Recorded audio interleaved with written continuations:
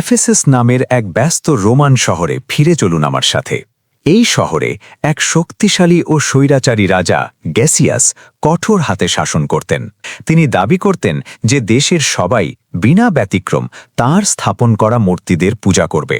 এটা ছিল এক বিরাট ভয়ের সময়। কিন্তু এই অন্ধকারের মাঝে কিছু মানুষের হৃদয়ে সত্যিকারের বিশ্বাসের এক ঝলক উজ্জ্বলভাবে জ্বলছিল। তারা ছিল একদল যুবক, কোনো কঠোর যোদ্ধা নয়, বরং সম্ভ্রান্ত পরিবারের সন্তান।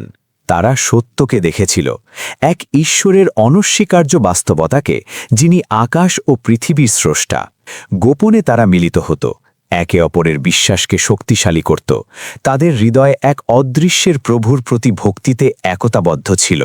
তাদের ফিসফিস করে করা প্রার্থনা এবং গোপন সমাবেশ অবশ্য বেশি দিন গোপন রইল না।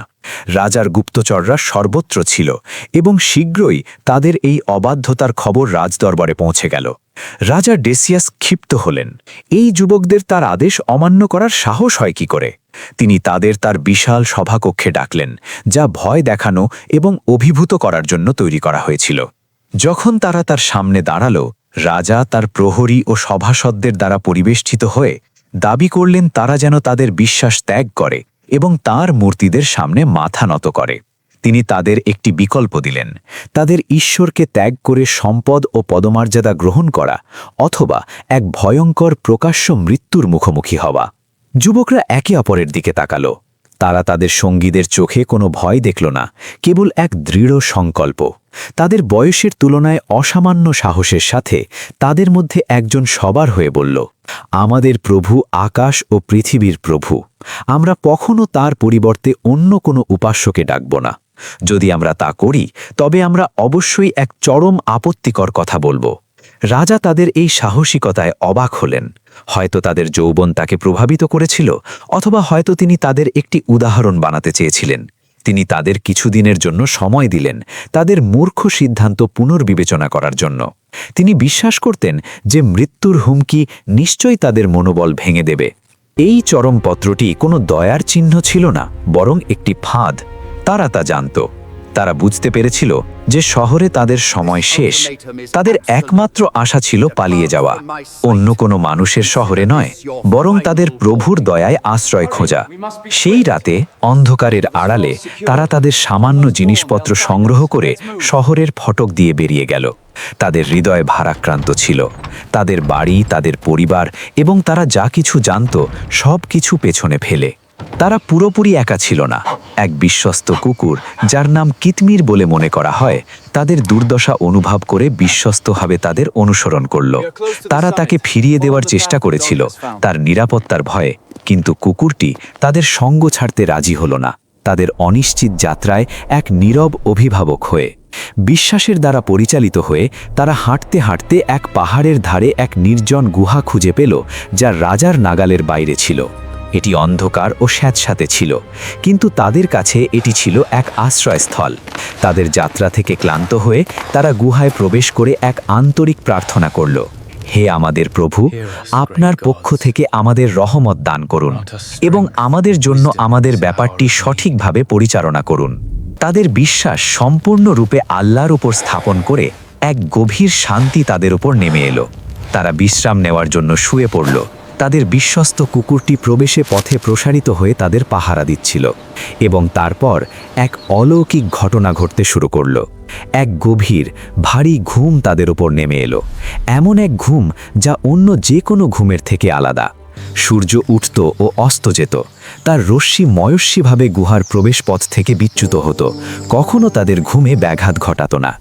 ঋতু পরিবর্তিত হলো, সাম্রাজ্য উত্থান পতন হলো এবং বাইরের জগৎ সম্পূর্ণরূপে রূপান্তরিত হলো। কিন্তু গুহার ভিতরে ঘুমন্তদের জন্য সময় স্থির হয়ে রইল। 1 বছর 10 বছরে, 10 100 বছরে এবং 100 309 বছরে পরিণত হল। স্বৈরাচারী রাজা ডেসিয়াস অনেক আগেই মারা গেছেন।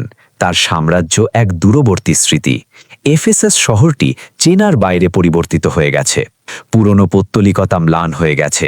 তার জায়গায় এক নতুন প্রজন্ম এসেছে, যারা সেই বিশ্বাসকে রক্ষা করার জন্য যুবকরা পালিয়ে গিয়েছিল। তারপর একদিন যেন এক দীর্ঘ রাতের ঘুম থেকে জেগে উঠে তাদের মধ্যে একজন নড়ে উঠল। তারা সবাই জেগে উঠল, অনুভব করল যেন তারা মাত্র একদিন বা হয়তো একদিনের কিছু অংশ ঘুমিয়েছে। তাদের খিদে পেল। তাদের মধ্যে একজনকে তাদের দূত হিসেবে নির্বাচিত করে একটি রূপার মুদ্রা দিয়ে একটি বিপজ্জনক মিশনে পাঠানো হলো। শহরে লুকিয়ে প্রবেশ করে কিছু খাবার কিনে আনা এবং আবিষ্কৃত না হয়ে ফিরে আসা। তারা এখনও বিশ্বাস করত যে বাইরের জগৎ ওয়াহি আছে, যা তারা ছেড়ে এসেছিল স্বৈরাচারী ডেসিয়াসের শাসনে। যুবকটি সাবধানে পাহাড় থেকে নামল। যখন সে শহরের কাছে পৌঁছল, সে অবাক হয়ে গেল। সবকিছু ভিন্ন ছিল। বিল্ডিংগুলো, মানুষের পোশাক, জায়গাটার পরিবেশটাই তার কাছে অচেনা ছিল। সে বিশ্বাসের প্রতীকগুলো প্রকাশ্যে প্রদর্শিত হতে দেখল, যে প্রতীকগুলো সে একসময় লুকাতে বাধ্য হয়েছিল। বিভ্রান্ত ও দিশেহারা হয়ে সে একটি রুটির দোকান খুঁজে পেল। সে তার প্রাচীন রূপার মুদ্রাটি দিল। রুটিবালা সেটির দিকে তাকালো, তারপর যুবকটির অদ্ভুত পুরনো ধাঁচের পোশাকের দিকে। মুদ্রাটি অনেক আগের যুগের ছিল। রুটিবালা ভাবল সে কোনো লুকানো গুপ্তধন খুঁজে পেয়েছে। ভিড় জমে গেল এবং শীঘ্রই কর্তৃপক্ষকে ডাকা হলো। যুবকটি আতঙ্কিত হয়ে গেল, নিশ্চিত হলো যে সে ধরা পড়েছে এবং তাকে রাজা ডেসিয়াসের কাছে নিয়ে যাওয়া হবে। তাকে শহরের নতুন শাসকের সামনে আনা হলো, যিনি একজন ন্যায়পরায়ণ ও ধার্মিক মানুষ ছিলেন। যখন তারা তাকে জিজ্ঞাসা করল, সে তাদের গল্প শোনালো, রাজা ডেসিয়াসের থেকে পালিয়ে গুহায় আশ্রয় নেওয়ার কথা। মানুষেরা অবাক হলো। প্রথমে তারা সন্দেহে ছিল, কিন্তু যুবকটির আন্তরিকতা এবং প্রাচীন মুদ্রাটি বিশ্বাসযোগ্য। সে তার গল্প প্রমাণ করার এবং তার সঙ্গীদের দেখানোর জন্য তাদের গুহায় নিয়ে যাওয়ার প্রস্তাব দিল। এক বিশাল শোভাযাত্রা রাজা এবং শহরের প্রবীণদের সহ তাকে অনুসরণ করে পাহাড়ে ফিরে গেল। যখন তারা গুহায় পৌঁছল, তারা অন্য যুবকদের দেখল, তাদের মুখ উজ্জ্বল, তাদের বন্ধুর জন্য অপেক্ষা করছে। এবং সেখানে প্রবেশে পথে তাদের বিশ্বস্ত কুকুরের দেহাবশেষ পড়েছিল। সত্যটি অনস্বীকার্য ছিল। তারা জীবন, মৃত্যু ও সময়ের ওপর গডসের ক্ষমতার জীবন্ত প্রমাণ। তারা সকল মানুষের জন্য একটি নিদর্শন, পুনরুত্থানের প্রতিশ্রুতির একটি নিশ্চিতীকরণ।